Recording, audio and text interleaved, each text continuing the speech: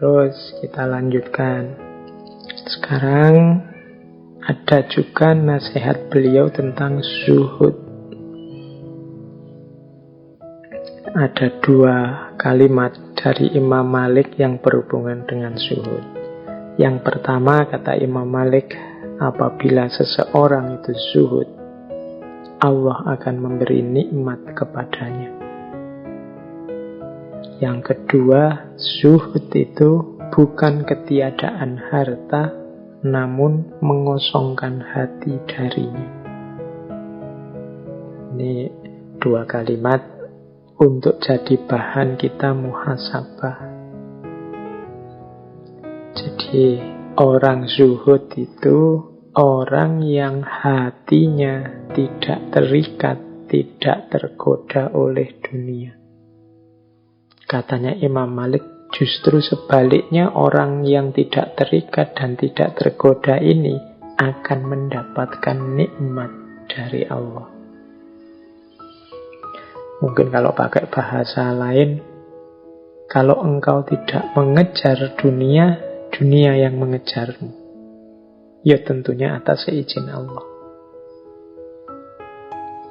Jadi dengan cara zuhud, kita bisa semakin dekat dengan Allah, hati kita tidak sibuk dengan dunia, dan ternyata dunia yang mengejar kita, Allah yang mencukupkan dan memberi nikmat dalam hidup kita. Nah, ini mental semacam ini adalah mentalitas zuhud. Ya mungkin agak beda dengan kita, kalau kita ini kan masih banyak takut-takutnya dalam hal duniawi. Takut kalau besok tidak dapat pekerjaan, misalnya teman-teman mahasiswa. Takut apa cukup gajiku sekian, misalnya yang sudah punya pekerjaan. Takut kira-kira nanti saya bisa dapat jodoh apa enggak ya, misalnya yang jomblo. Ketakutan-ketakutan semacam ini menunjukkan kita belum masuk dalam kualifikasi orang yang zuhud. Orang yang zuhud itu tidak ada takutnya kalau urusan duniawi. Jadi kalau urusan dunia, mau apapun yang terjadi, seorang yang zuhud itu akan ridho. Tapi bukan berarti tidak mau bekerja, bukan berarti tidak mau kaya. Kalau mau kaya oke saja, bekerja ya dilakukan sepenuh hati sebagai tanggung jawab kemanusiaan dan tanggung jawab ketuhanan. Tapi hasilnya apa, buahnya seperti apa ya, tidak jadi ukuran, tidak jadi hitungan. Satu-satunya ukuran dan hitungan hanya ridhonya Allah. Mental semacam ini namanya mental zuhud. Imam Malik itu imam yang kaya.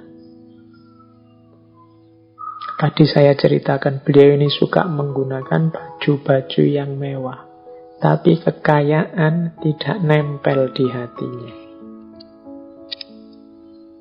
Ada beberapa kisah ini saya bawa ya. Misalnya ini ada contoh. Ada ceritanya Imam Malik. Jadi Imam Malik ini punya tabiat kalau orang memberi hadiah, ya diterima. Tapi hadiah itu tidak membuatnya terikat, tidak membuatnya terpengaruh, bahkan kalau mungkin dikembalikan lagi. Jadi ada cerita, suatu hari beliau ini oleh wali kota Madinah diberi hadiah kuda yang indahnya luar biasa, pelanannya mahal. Nah, kuda ini oleh beliau diikat di depan masjid. Wah, semua orang kagum, termasuk Imam Syafi'i. Imam Syafi'i melihat kuda itu, wah luar biasa ini guru. Kudanya tangkas sekali, kudanya hebat sekali. Imam Malik tiba-tiba saja bilang, huwalak. Huwalak itu ya, sudah ambil saja. Padahal banyak orang kagum, banyak orang berdecak melihat kuda yang indah itu. Tapi bagi Imam Malik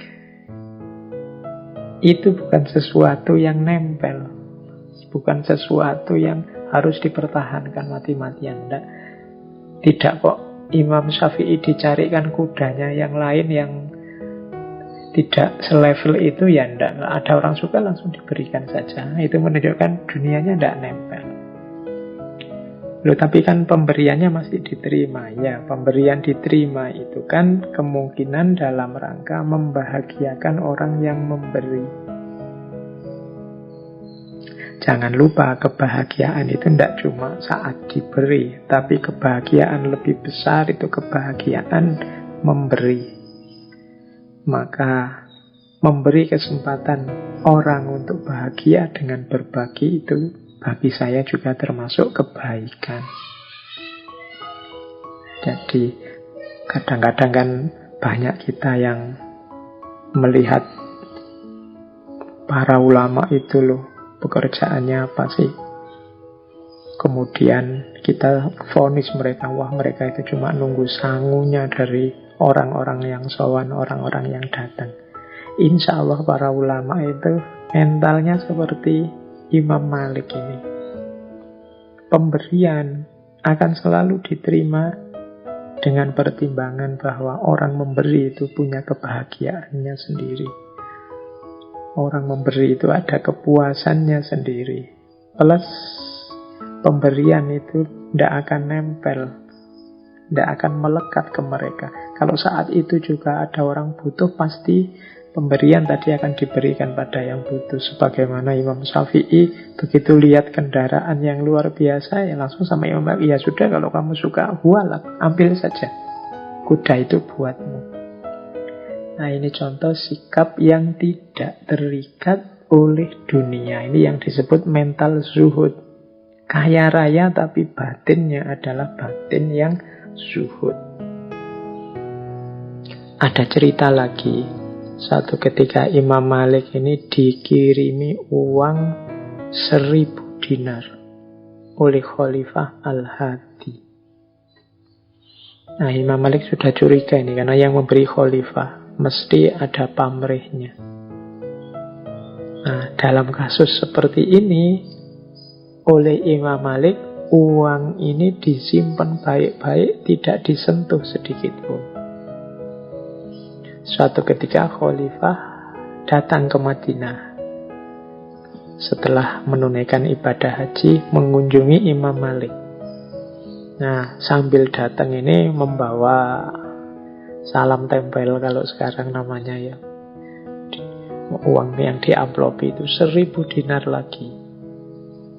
Kemudian beliau merayu Imam Malik untuk pindah ke Baghdad, diberi jabatan yang tinggi.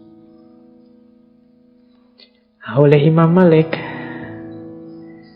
kebetulan Khalifah Al-Hadi datang, tawaran untuk pindah ke Baghdad ditolak, uang salam tempelnya ditolak, plus dulu uang 1000 dinar yang dikirim, yang sama sekali belum disentuh, dikembalikan lagi. Nah, ini salah satu contoh bagaimana beliau ini tidak terikat oleh dunia, punya mentalitas zuhud.